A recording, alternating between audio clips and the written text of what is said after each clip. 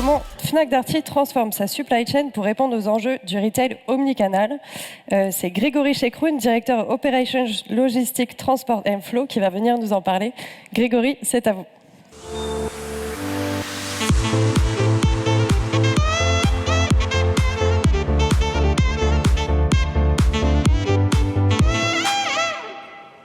Bonjour à tous, donc je suis Grégory Chekroun, je suis directeur logistique, transport et des flux de marchandises au sein du groupe Fnac Darty. Et je suis venu vous partager la transformation que nous avons opérée au sein du groupe sur 3 axes principaux: la création de valeur pour le business, le client, le parcours omnicanal et la durabilité. Alors, quelques éléments introductifs sur Fnac Darty. Donc, je pense qu'une grosse partie d'entre vous connaissent ces deux enseignes, mais je voulais insister sur 3 éléments importants. Le premier, c'est que Fnac Darty, c'est un écosystème de marques complémentaires autour du retail et du service. Nous avons Nature et Découverte, des marques comme WeFix, donc sur la réparation, et nous opérons sur l'Europe essentiellement et sur la France en particulier. Deuxième élément, c'est que Fnac Darty, c'est un retailer omnicanal. 26% de nos ventes se font sur le e-commerce, ce qui fait de nous aussi un opérateur e-commerce majeur en France notamment. Et troisième élément, c'est qu'on a un opérateur de service. On a la particularité de vendre des services comme Darty Max, par exemple, que vous connaissez peut-être, qui est un service de réparation. Et on opère ces services, donc ce qui fait qu'on a des techniciens, des livreurs en propre, et ce qui rend notre supply chain assez spécifique. Peut-être pour introduire mon propos également, je voulais vous parler un peu du contexte dans lequel on est tous finalement les retailers. Les trois crises qu'on vit aujourd'hui, alors je vais les préciser. La première, ça a été la crise du Covid, qui en plus d'être une crise, on va dire sanitaire, a été une crise de la chaîne d'approvisionnement. La suivante, ça a été la crise géopolitique russo-ukrainienne, qui a perturbé nos modèles de coûts avec une inflation record et des coûts qui ont augmenté. Et enfin, j'ajoute à ça la crise climatique qui nous oblige à faire le retail finalement un peu différemment, notamment sur la chaîne d'appro. On est obligé de repenser nos modèles associés.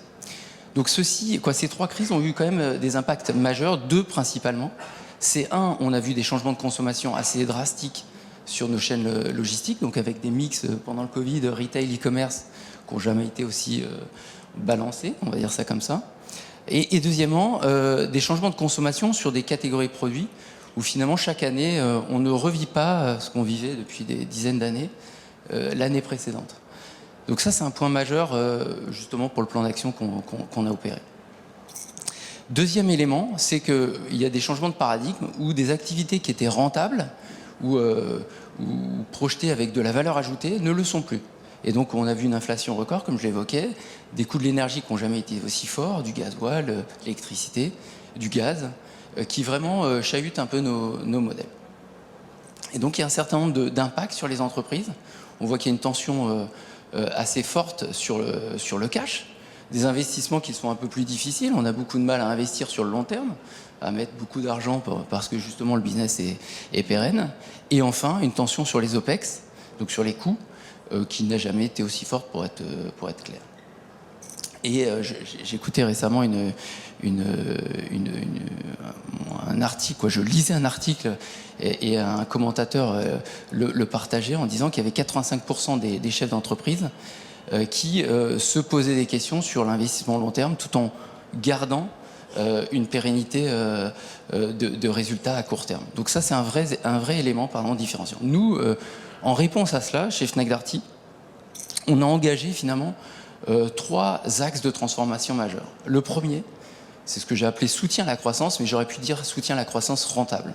C'est comment on continue à créer de la valeur ajoutée pour l'entreprise, et on a adapté notre supply chain sur cet axe-là. Donc le premier dispositif qu'on a opéré, c'est d'avoir une finesse dans notre offre produit par canal et par produit. Et donc d'être capable, par exemple, c'est ce qu'on a fait cette année, d'augmenter drastiquement l'offre produit et la disponibilité produit sur le e-commerce. Donc ça a été un vrai axe majeur. On a travaillé sur la largeur de gamme plutôt que la profondeur.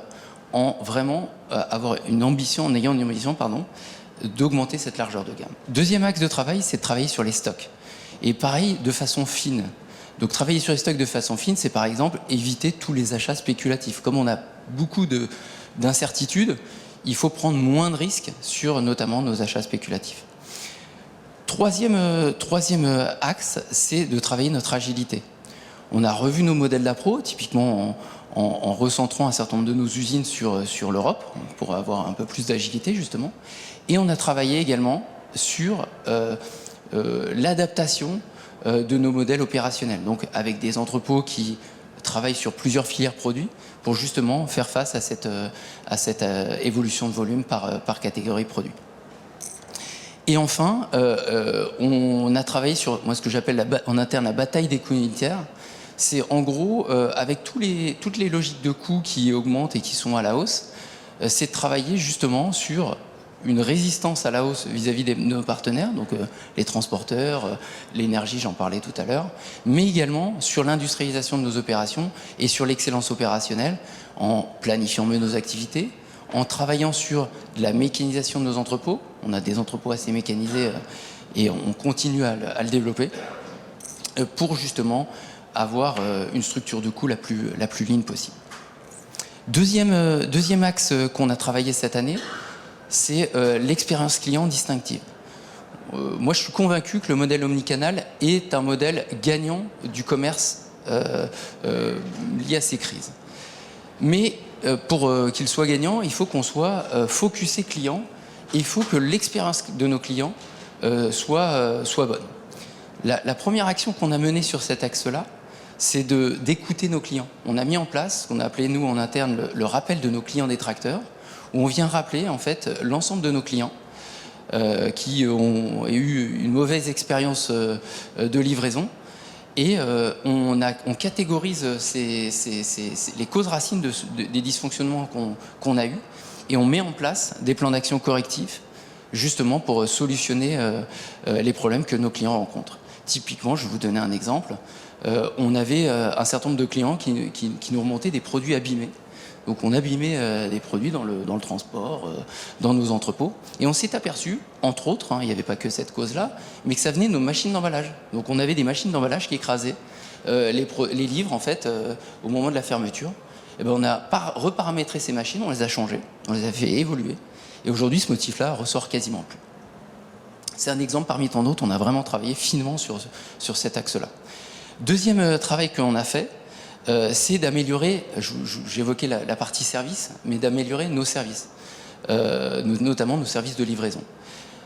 On a, je pense, une très très large offre de services au sein du groupe Fnac Darty. On fait quasiment tous les niveaux de services possibles et imaginables. Je pense qu'on est même parmi les best in class sur certains. Typiquement, je vous donne un exemple, on fait de la livraison à domicile de gros électroménagers en J0. Donc vous commandez le matin même, on est capable de vous livrer l'après-midi. On est capable de faire ce que j'appelle le cut-off minuit sur des centaines de milliers de références sur toute la France.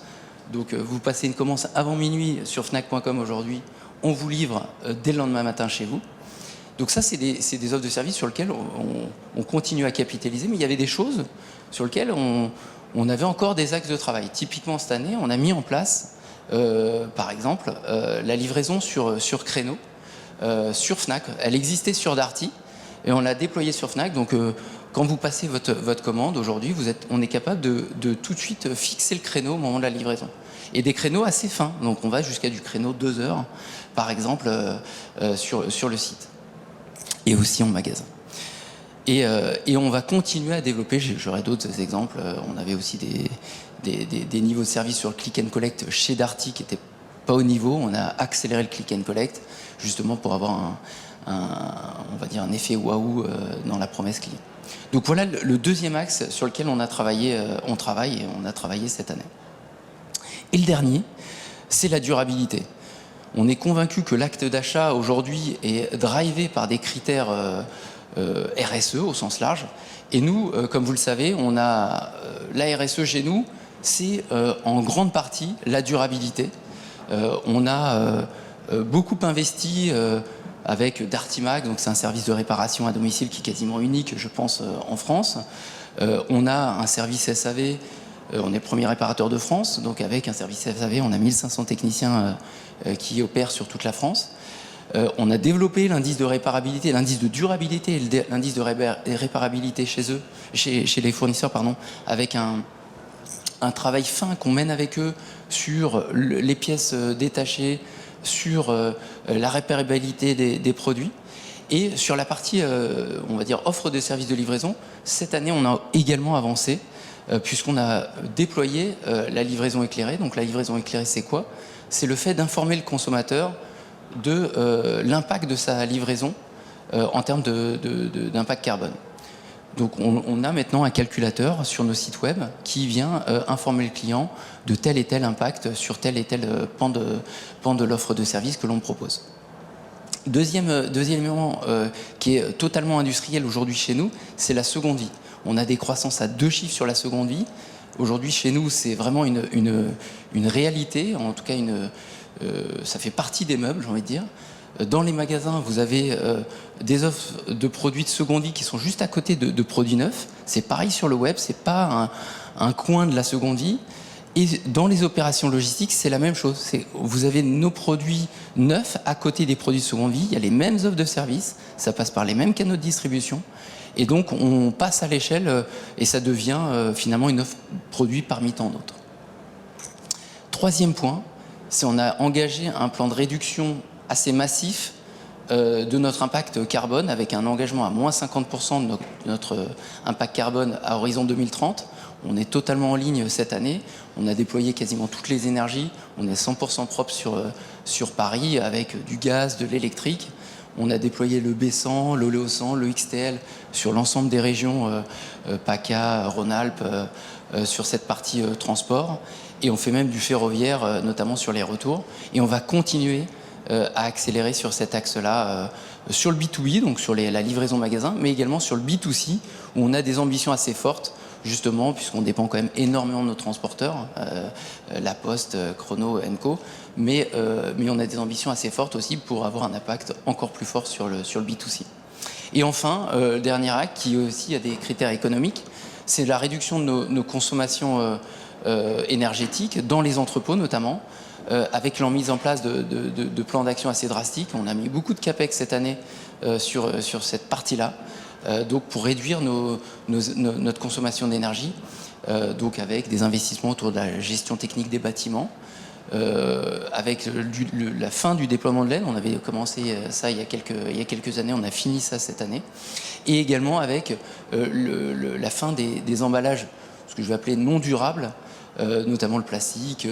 On a du carton maintenant recyclé, recyclable, et on a un travail également sur la consommation de carton dans les entrepôts.